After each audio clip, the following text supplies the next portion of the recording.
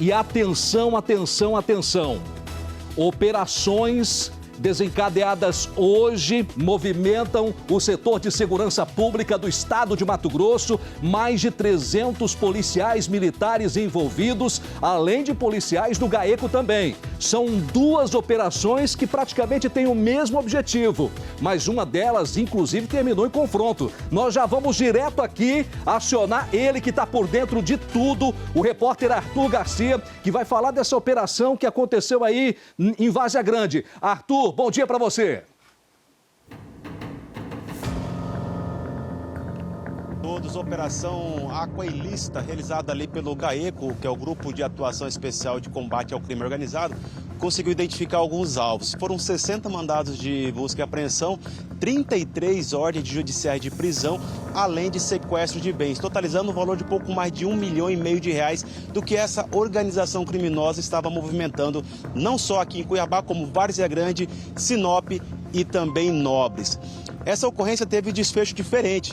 Essa operação, ela conseguiu ali, infelizmente, por uma reação dos dois alvos, identificado como Gilmar e uma outra pessoa, eles acabaram reagindo à ação dos policiais e foram mortos nesse confronto. Acompanhamos pela manhã o momento de um local, que é na região do bairro Nova Conquista, aqui na capital, onde a equipe do GAECO, que é comandada por policiais militares, policiais civis e também por agentes da Polícia Penal, eles foram ali até esse local da residência desse principal suspeito, que, segundo informações, era líder dessa organização criminosa, e quando chegaram na residência, adentraram, foram surpreendidos. E ali eles reagiram e acabaram acertando o Gilmar. O Gilmar, segundo informações, já foi preso em 2023 e também no ano passado, respondendo por crime de tráfico de drogas. Só que nesse caso dessa operação, eles estavam realizando uma situação de extorsão contra comerciantes que vendiam água. Esses comércios, distribuidoras, mercearias, mercados, que acabam comercializando aqueles galões de água de 20 litros. Eles agiam da seguinte forma: eles obrigavam esses comerciantes a comprarem exatamente os galões que eles forneciam, além disso, repassar o valor de R$1 por galão. Esses valores eram repassados a essa organização e, consequentemente, eles encaminhavam parte desse valor arrecadado para outra organização criminosa que ficava no Rio de Janeiro. Além disso, tudo isso que eles faziam dessa forma de extorsão contra esses comerciantes eram monitorados pela organização através de um grupo de WhatsApp. De início, esses criminosos faziam contato com aquele comerciante pelo WhatsApp, dizendo dessa opção de compra, só que na sequência não passava mais de uma transação comercial, e sim da extorsão propriamente dita. Eles colocavam esse comerciante exatamente no grupo onde lá estavam outros comerciantes e ali era feita exatamente toda a extorsão. Aquele comerciante que não aceitava entrar nesse esquema, ele era coagido, intimidado, ameaçado até mesmo pelos soldados do crime. Pessoas ligadas a esses chefes da organização iam nesses comércios e obrigavam esse comerciante a entrar nesse esquema, a repassar o valor do que ele comercializava. E isso, lógico, gerando um lucro e dinheiro muito alto para essa organização. Cláudio, o nome dos mortos, o primeiro foi aqui o Júnior Batista Pires, vulgo Farrame, que foi morto na operação que aconteceu no bairro CPA 4. E o primeiro aqui que nós acompanhamos pela manhã, por volta das 7 horas, foi o Gilmar Machado da Costa, conhecido como Gilmarzinho. Esse Gilmarzinho, coloca na tela aí a honraria que ele recebeu no ano passado do vereador Pastor Jefferson aqui em Cuiabá. Ele recebeu essa moção de aplauso referente aos brilhantes serviços prestados como líder comunitário na região do bairro 1º de Março. Isso foi até contestado no ano passado. Muitas pessoas da comunicação, os colegas, escreveram exatamente isso, por ele ter dado essa honraria, já sabendo que o Gilmar ele pertencia a uma facção criminosa. Até porque naquele mesmo ano ele já estava respondendo por diversos crimes, dentre eles o crime de tráfico de drogas. Já era conhecedor exatamente dessa atuação dele. E hoje ele foi morto nesse confronto, como iniciamos falando aqui, no momento em que a equipe do GAECO chegava à residência dele. Na residência, além da casa onde ele estava e ele foi morto, na mesma rua tinham dois pontos ali. Uma mercearia já com uma distribuidora sendo formada e em frente a ela um outro local. Neste outro local, que seria também uma distribuidora que estava ali em fase final de construção, foi localizado, segundo os peritos, algumas cápsulas de projétil de arma de fogo, de revólver calibre 38, além da honraria, que são dois quadros. O primeiro, ele estava manchado, segundo informações, ele acabou molhando. E aí o Gilmar acabou solicitando para o vereador e para a assessoria um novo documento, porque o outro tinha estragado. Então, algumas imagens estão repercutindo como 2 moções, mas é apenas uma. A segunda ele solicitou porque tinha danificado aquela. Nós temos parte aqui da entrevista que o delegado concedeu hoje pela manhã uma coletiva, falando exatamente da atuação desses 2 alvos que foram mortos nessa operação. Vamos acompanhar. O Fahmy, ele era um dos que fazia, né, essa organização das cobranças, né, dentro das distribuidoras, né. Eles cobravam para os distribuidores fazer a entrega, eles determinavam em quais distribuidores os comerciantes poderiam entregar. E o Gilmar, ele era como se fosse um braço direito ali, né. Ele também atuava juntamente nesse sentido, de fazer a organização dessas cobranças, inclusive a ponto de chegar em distribuidoras e tomar para si, né, para a organização criminosa. Então, eles trabalham realmente, como o doutor Adriano falou, com a coação, né, mas também com a cooptação, como o doutor Hércules falou. Então, é uma organização criminosa que ela busca realmente o respaldo da sociedade. E eles faziam muito bem isso. Tem muita coisa a ser repassada para a sociedade ainda perante as informações das autoridades, viu, Cláudio? Até porque, como essa operação aconteceu agora pela volta às 6 horas da manhã, está em andamento, várias diligências estão acontecendo, até mesmo no local lá da casa de Gilmar. Quando lá estive, eu acompanhei que eu vi alguns barulhos vindo do interior da residência. O que deu a entender é que a equipe dos policiais estava ali fazendo uma espécie de arrombamento em algum local, porque existia a informação que ele estava armazenando dinheiro em espécie naquela residência. Então a gente pode atualizar no jornal de hoje outras informações referentes a essa operação que aconteceu pela manhã aqui na capital. Eu volto com você no estúdio, Cláudio. Só fazer uma pergunta a você aqui, porque essa operação, ela estourou hoje, mas segundo informações de bastidores, elas já vinham sendo feitas inúmeras denúncias à polícia, inclusive há anos. Você tem a confirmação disso?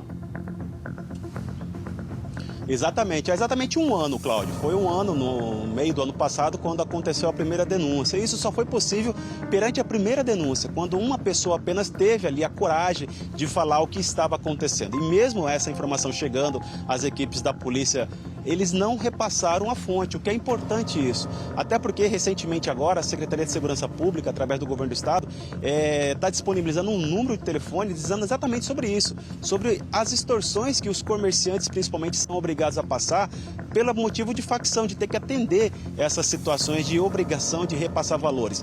E através dessas informações, eles conseguiram, em período aí de pouco mais de 6 meses, realizar essa operação.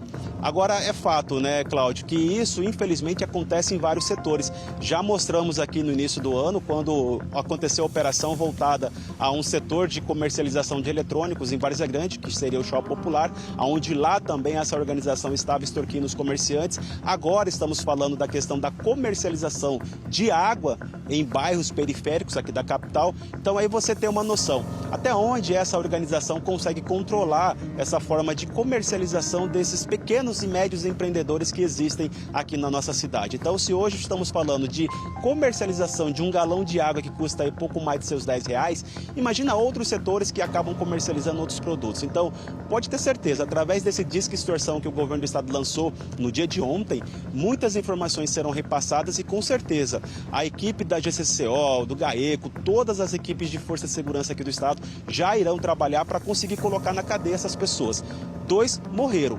Outras pessoas, com certeza, já estão sendo investigadas, foram identificadas e podem ocorrer novas prisões nas próximas horas, Cláudio. A polícia já divulgou algum balanço financeiro de quanto eles movimentaram aí durante esse tempo em que eles estão extorquindo os comerciantes no bairro, Arthur? Essa operação pela manhã, que é essa operação Aqua Ilícita, junto com uma outra realizada também agora pela manhã pela GCCO, que é a Falso Profeta, eles estimularam apenas em uma dessas operações um valor de pouco mais de R$1,5 milhão de reais movimentados. Mas isso em espécie. Agora você imagina, além disso, foram feitos também sequestro de bens, patrimônios, como mais de 33 veículos.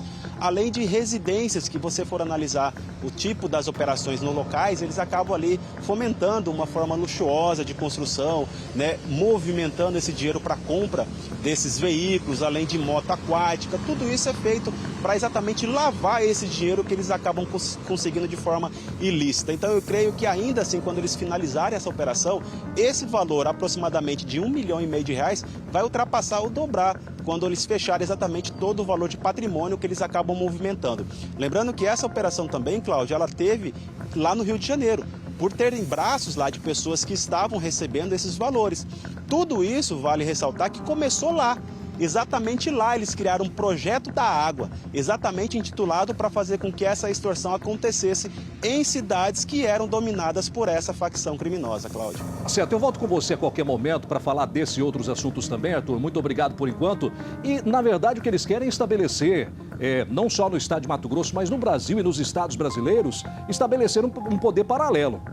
Isso é fato, né? Ou alguém ainda tem alguma dúvida? Porque quando a gente fala de facção criminosa, aliás, o governo agora, ele se posicionou pedindo para que a segurança e a própria sociedade em si, os meios de comunicação, não atuem falando de organização criminosa, né? Porque são criminosos. A partir do momento que ele vai lá no bairro e obriga os comerciantes, olha, você tem que vender a água só aquela que nós vamos repassar. Somente você só pode comprar a água que nós estamos vendendo para você revender. E além disso, você vai pagar o valor X e ainda tem um percentual que nós vamos cobrar por cada galão que você vender. Então isso é uma extorsão e, ao mesmo tempo, eles estão alimentando o grupo criminoso, as finanças do grupo criminoso, e eles vão tendo um poder. Criando um poder paralelo, tá? Mas eu vou continuar nesse comentário, mas antes eu preciso trazer a sequência. Como o Arthur bem colocou aqui, foram 2 operações. Agora eu falo do GCCO, que também deflagrou essa operação com a mesma finalidade, com alvos aqui em Cuiabá, Várzea Grande e também no estado do Rio de Janeiro. Você está vendo aí imagens da movimentação por parte da Polícia Judiciária Civil, né, do grupo especializado, o GCCO, mais de 300 policiais militares também envolvidos nessa operação, Operação Profeta. E sabe por que Operação Profeta? Porque a polícia acredita que o principal líder agia como pastor na comunidade. Seria pastor na comunidade. Então, a polícia agora estava juntando as peças também desse quebra-cabeça. O alvo principal, identificado como líder da facção criminosa e mentor do esquema, como diz pastor da igreja lá no Pedra 90, tá? Ele está foragido. E as informações que a polícia detém neste momento é de que esse pastor estaria no estado, lá no Rio de Janeiro. Foi buscar abrigo junto aos líderes maiores. São cumpridas 30 ordens judiciais, sendo 7 mandados de prisão preventiva, 9 de busca e apreensão, 2 determinações de proibição de exercício de atividade econômica de empresas, 5 sequestro de veículos e 7 bloqueios de contas bancárias, que vem de encontro ao que o Arthur repassou de forma adiantada aqui, né, que podem chegar aí ao valor de R$1,5 milhão de movimentação feita em curto prazo. Durante esta operação, o pastor que eu mencionei foi preso, tá? E nós vamos ouvir agora o delegado Rodrigo Azen. Qual é o Ulisses Batista, né? Conhecido como Velho Ulisses. Ele é pastor de uma igreja aqui em Cuiabá. Ele é o idealizador, o mentor, o criador desse grupo das extorsões. Encontra-se foragido, né? Não foi possível efetuar a prisão dele. Foragido do Rio de Janeiro? Rio de Janeiro. E Comando Vermelho do Rio de Janeiro? Rio de Janeiro. Tem relação a isso? Ele seria do Comando Vermelho também? Sim, ele é uma das lideranças aqui do Comando Vermelho. Doutor, quantas pessoas foram presas nessa operação? A gente ainda está contabilizando. Houve um cumprimento de 7 prisões, né? Mas estamos contabilizando ainda. Estamos atrás de outros alvos que não foram localizados inicialmente. Ele é o pastor sênior, né? Dentro das denominações ainda religiosas, ele é o pastor sênior de uma igreja localizada no Pedra 90. Boa parte do dinheiro que a gente percebeu estava indo para o Comando Vermelho do Rio de Janeiro, né? Mas houve também a ordem judicial de sequestro de caminhões utilizados por eles para a distribuição das águas, né? O objetivo, como bem frisou o Dr. Belão, é a descapitalização financeira deles aí, para que retire esses caminhões de circulação, e já que eles estão utilizando aquilo apenas para a prática de crime, que não façam jus mais a isso. A esposa dele tinha envolvimento também, doutor? Foi identificado isso? Ou... Não, ela não foi alvo da nossa investigação. E a igreja, de repente, serviu como lavagem de dinheiro? Tem alguma coisa que comprove isso? Não, o que a gente cumpriu busca hoje foi numa distribuidora ligada ao pastor Ulisses, né? Mas a distribuidora está desativada há um tempo, possivelmente desde quando ele foi para o Rio de Janeiro. Mas a investigação não apontou que tivesse ali alguma questão da igreja, porque existem outras questões também que aí iria dificultar também até o nosso trabalho. A igreja pode estar sendo utilizada de artifício, né?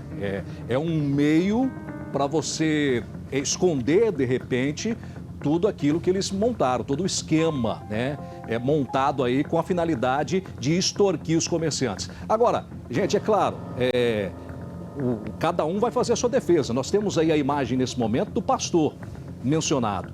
Esse é o pastor do Pedra 90, de uma igreja, não divulgaram a denominação não, né? Não divulgaram aqui pra gente qual era, pastor de qual denominação ele era lá no Pedra 90, mas enfim, isso também pouco importa, tá? Pouco importa. Ah, mas é o pastor, talvez muita gente saia em defesa agora do pastor, frequentava a igreja do pastor aí no bairro Pedra 90, né? Não imaginaria que ele pudesse ser capaz de estar liderando um grupo ou um esquema dessa natureza, e aqui nós não estamos para afirmar, o que nós estamos aqui é para poder repassar a notícia que chega através das autoridades policiais. Agora vem comigo, presta atenção. Se o grupo especial, o GCCO, a Polícia Judiciária Civil, o setor de inteligência da segurança pública no estado de Mato Grosso, inicia uma investigação que não é de agora, de 1 ano. Investigação envolve recebimento de denúncias de gente que está lá na ponta, muitas vezes comerciantes que até fazem a denúncia de forma anônima por medo de que algo possa acontecer, né? E temem pelas suas famílias também, mas a denúncia é feita. Vou denunciar de forma anônima, estou sendo extorquido aqui e o líder é o fulano de tal. E além disso, a polícia trabalha também na externa, a polícia vai para o campo. Ela vai lá checar, tirar fotos, buscar provas, materialidade para poder comprovar que realmente isso está acontecendo, para depois então ela agir. Para poder fazer para o delegado solicitar a justiça e a justiça, a partir daquelas informações, dizer, não, olha, tem informações contundentes, está liberado, pode realizar a operação, prender quem tem que prender, fazer apreensão, né, de tudo aquilo que está envolvendo aí dinheiro desse crime. Então, eu tô fazendo esse comentário para chegar ao ponto de que a polícia chegou até o pastor com materialidade e com informações importantes. Tanto é que quando ele percebe ou descobre essa movimentação de que a situação dele, o cerco está se fechando, ele faz o quê? Ele foge. Ele vai para o Rio de Janeiro, buscar abrigo lá com os comparsas, talvez, né? E, de novo, eu não estou aqui afirmando, estou me baseando nas informações repassadas pela polícia, que está descapitalizando esse grupo que extorquia comerciantes ali. Falando de facção criminosa, é importante a gente dizer, quando eu digo de estabelecer um poder paralelo, é porque é fato.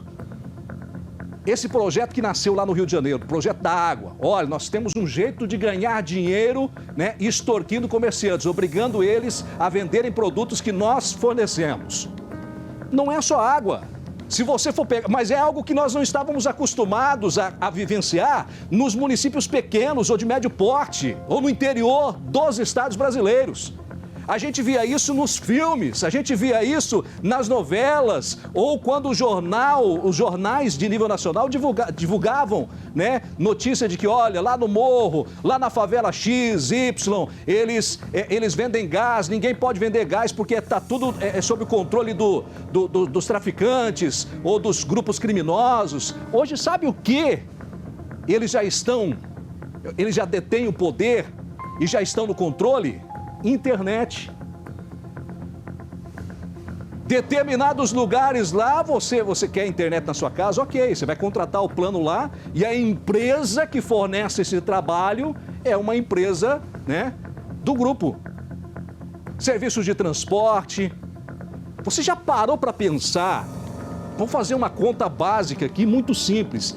Você já parou para pensar o quão difícil é você combater a parte financeira dos grupos criminosos, dos grupos organizados, né, das facções. Porque se você for avaliar o tanto de droga que chega no Brasil, que é comercializada no Brasil, se você for analisar outras ações desses criminosos, nós vamos dizer que o dinheiro do crime, em algum momento, se entrelaça ao produto interno bruto do Brasil. E não é nenhum exagero dizer isso, não.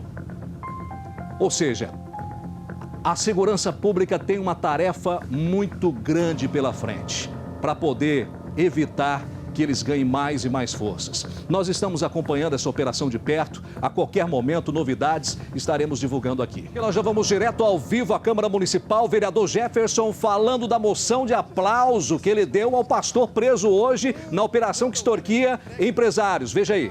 Falei a gente criar um projeto aqui, a gente ter isso, cada gabinete, para que possamos evitar esse tipo de problema. Mas veja bem, seria algo também muito impactante a gente olhar, e aí eu falo, e depois da fala de alguns vereadores aqui, da Câmara, principalmente da linha direita extrema, o senador Flávio Bolsonaro e o vereador Carlos Bolsonaro fizeram moção para 16 policiais que foram denunciados pelo Ministério Público por envolvimento ao crime organizado. Veja, eles que defendem essa linha extremista também erraram. Aí a gente está vendo aqui uma minoria querendo polemizar uma pauta sem olhar para aqueles que eles defendem, que foram, inclusive, agora lá fazer protestos, foram em Brasília, não somente agora, como ano passado e outros anos anteriores, para fazer defesa de uma pauta ideológica. Então, veja, errar todo mundo erra. Vamos fazer um pente fino aqui. E vamos falar também de alguns que passaram por esta casa, que fizeram no seu mandato mais de 4.000 moções de aplauso. Será que eles também têm conhecimento de todos esses 4.000 que receberam aplauso ou moção de aplauso? Então, assim, fica para vocês discutirem sobre isso. Jair Messias Bolsonaro, seus filhos Flávio Bolsonaro e Carlos Bolsonaro fizeram moção de aplauso para 16 policiais envolvidos com o crime organizado no Rio de Janeiro. Erraram também. Então, não leva essa pecha para cima de mim, é uma tentativa de desqualificar a oposição, mas isso não me abate. Como vocês viram, a pauta continua. Vamos colocar o prefeito Abílio para trabalhar, que agora decidiu até pegar na enxada e sair do YouTube. Vereador, o senhor acredita que... oposição, o senhor acredita que esses vereadores da base que estão colocando em suspeita esse fato de hoje, podem usar isso para tentar ligar o senhor ao crime organizado pelo fato do senhor ser oposição ao prefeito Abílio Burnim? Não, primeiramente, os que falaram aqui se acovardaram. Teve alguns que disseram, olha, eu vou chegar, vou prender, eu vou no plenário, vou fazer isso, vou fazer aquilo, e agora estão aí. Não falaram, agora cabe à Polícia Militar, ao GAECO, às instituições que são especializadas. Eu acho que quem fala tem a obrigatoriedade de provar. E eu tenho a consciência limpa e tranquila. É o meu segundo mandato, cheguei aqui trabalhando e continuo trabalhando. Agora, tentar desqualificar com pautas que são inverídicas, que não tem fundamentação, isso é coisa de quem realmente não tem discurso, não tem trabalho e quer trabalhar sempre com fake news, factoides, que eu estou vendo muito nessa gestão. Vereador, você está decepcionado? Qual é o seu vínculo de amizade com o Gilmarzinho? Não tenho um vínculo de amizade com ele, pelo contrário. Fizemos uma moção para 400 pessoas, para 400 líderes comunitários e pessoas que faziam projetos sociais na região indicados pela comunidade. Veja bem, nós dizemos que aqui é a casa do povo cuiabano. E foi a sociedade que indicou o nome dele. Agora, o fato de eu ter feito isso pela sociedade cuiabana, principalmente por aquela região 1º de março e os bairros interligados ali, não quer dizer que eu tenho algum tipo de ligação. Pelo contrário, não tenho ligação nenhuma. O Ranalli disse que os vereadores devem fazer uma checagem, devido à progressa dessas pessoas que são homenageadas. O senhor acha que ele está sendo oportunista em fazer críticas para o senhor agora? Primeiramente, com todo respeito ao vereador Ranalli, ele chegou com um discurso que agora virou um gatinho na mão do prefeito Abílio, né? Tanto ele como o Coronel Dias, o Dias, que é vereador, virou um gatinho de pires na mão. Não tem mais pauta para esses homens aqui dentro. Aí, quando surge um processo ou uma pauta ideológica, aí eles vêm bravos falando. Mas cadê esses homens? Estão fazendo o quê pro Cuiabá? Eu acho que esse é um mero oportunismo, sempre com essa pauta ideológica. Vamos trabalhar. A minha equipe ontem, só para vocês entenderem, estava fazendo limpeza no bairro São Tomé, lá próximo do Nova Conquista, 1º de março. Não é nosso dever, não é nossa obrigação, mas como a cidade está desse jeito, a gente tem que fazer. Cadê esses vereadores aí que são da base que estão fazendo alguma coisa? A gente não vê isso acontecendo. Então são sempre pautas ideológicas que, não, como eu disse, não garantem comida na mesa, não trazem emprego para a sociedade, não produzem nada a não ser especulações e tentar desqualificar quem é contra ou é contrário à sua linha ideológica. O vereador só vai participar do mutirão de limpeza em Cuiabá no dia do aniversário da cidade? Na verdade, o Abílio copiou a gente. Depois que o vereador Dídimo Vovô fez ali na região do Três Américas e eu fiz lá no bairro São Tomé, ele rapidamente procurou a imprensa, e eu vou falar os sites: Olhar Direto, Mídia News, Mídia Mendes, Olhar Direto, Mídia Mendes, Olhar Direto, Mídia Mendes, pera aí, gente, tem uns 4 sites aí, Folha Mendes, que só fala deles. Aí o Abílio viu a gente fazendo esses sites aí, rapidinho foram lá. Olha, o Abílio tá dizendo que chamando a população para ajudar a limpar Cuiabá. Abílio, toma vergonha na sua cara. Você mandou agora um projeto do executivo querendo você ter o acesso a R$1 bilhão para você fazer o que você quiser. Você falou que iria economizar R$1 milhão por mês. Cadê esse milhão? A cidade tá suja, abandonada, um caos. Aí ele foi lá com uma atitude midiática através do Folha Mendes, Mídia Mendes e Olhar Mendes, para poder desqualificar os vereadores. Vamos fazer agora um mutirão que vai ser, rapaziada, com todo respeito à imprensa, eu respeito muito vocês, mas tá feio de ver, de manhã, à tarde, à noite, os tópicos, até tópicos policiais, Mídia Mendes, Folha Mendes, Mídia Mendes e Olhar Mendes. Tem que parar com isso. Tá feio, ele copiou a nossa ação, eu já tô fazendo a minha parte, que não é parte do vereador, mas estou contribuindo com ele. Agora, fez isso na gestão passada? Claro, várias vezes a gente fez, sabe por quê? Porque lá nós tínhamos a junção, Secretaria de Obras, Limpurb, e nós fazíamos, inclusive, tinha churrasco no final, todo mundo estava contente com a comunidade. Agora, aqui, quem falou, quem construiu um projeto político com falas empolgantes e que hoje não está entregando nada para Cuiabá, além do contribuinte pagar os tributos, pagar os impostos, não viu, ele até agora extinguiu a taxa de lixo, não fez nada. Falou de um monte de coisa e nada fez. Agora quer chamar para pegar na enxada. Eu quero ver se a base vai adotar o projeto. Enxada na mão, base em ação a partir de 1º de abril. Vereador, nós estamos ao vivo aqui para o SBT Comunidade. Voltando ao assunto do Gilmarzinho, o senhor não se importou em pesquisar o histórico criminal do Gilmar antes de fazer essa homenagem para ele? Primeiramente porque a gente não há essa condicionante para você homenagear alguém. Ok? Foram 400 pessoas indicadas, era um evento festivo, aniversário do bairro, eu só assinei como vereador. Agora eu volto a dizer, vamos pegar o exemplo dos filhos do Bolsonaro, Flávio Bolsonaro, Carlos Bolsonaro, que fizeram 16 moções para policiais, foram denunciados pelo Ministério Público por participarem de crime de facção ou crime organizado. Todos os vereadores aprovaram a moção para ele? Não sei, eu não sei se foram todos, mas só para você ver como é que foi. A gente não tem essa prerrogativa. Agora, quando eu fiz pré-campanha para presidente, eu coloquei, inclusive, isso como sugestão. Não foi aderido pela casa ainda, mas a nossa função aqui não é analisar a vida pregressa de ninguém. Na verdade, a gente tem que... é a casa do povo. E quem sugeriu essa moção foi, inclusive, a comunidade. Eu, como vereador, atendi o pedido da comunidade. Agora, se ele tinha envolvimento com crime organizado, se ele era faccionado, aí já não é um problema meu, não compete a mim, não tem nenhum histórico de relação com ele, pelo contrário. Infelizmente, as pessoas querem trazer uma pecha para mim que não vai colar porque eu sou trabalhador e eu sei quem eu sou. Em relação ao histórico criminal dele, ele já havia sido condenado por tráfico de drogas em 2021. É honroso para a população cuiabana ter um homenageado com esse histórico criminal? Então, como eu disse para você, da mesma forma que não foi honroso para o Brasil inteiro, tendo o filho do presidente, até então era o atual presidente da República, que fizeram homenagem para 16 policiais criminosos que estavam envolvidos com crime organizado, vejo dessa forma, é ruim mesmo, não é uma pauta boa, mas fazer o quê? A gente erramos, corrigimos e vocês vão ver, daqui para frente quero que vocês deem ênfase, Folha Mendes, Olhar Mendes e Mídia Mendes, que possam agora dar publicidade. Todas as moções que eu vou fazer a partir de agora, acho que vai ser interessante para vocês, ok? Obrigado. Deixa eu perguntar negócio pro senhor. O senhor não acha que o senhor peca em vir aqui e chamar 3 veículos de comunicação de mentirosos, ao invés de... Foi o que o senhor falou. Mentirosos não. Mentirosos não. Não, Olhar Mendes, não falei Olhar Mendes, não chamei ninguém de mentiroso. Só tô dizendo o seguinte, que eu achei muito assim, já há algumas semanas eu tenho notado isso, que esses veículos de comunicação, eles estão sempre vinculando a imagem e publicando matérias. Tá bom, eu acho que já é o suficiente para a gente, né, entender aí a defesa do vereador em relação, né, à moção de aplauso que ele dá a esse faccionado. Só fazer uma correção, quando chamei para a gente ver o vereador falando ao vivo, eu falei que ele tinha concedido a moção para o pastor que foi preso no Rio de Janeiro. Não, ele não concedeu essa moção para o pastor.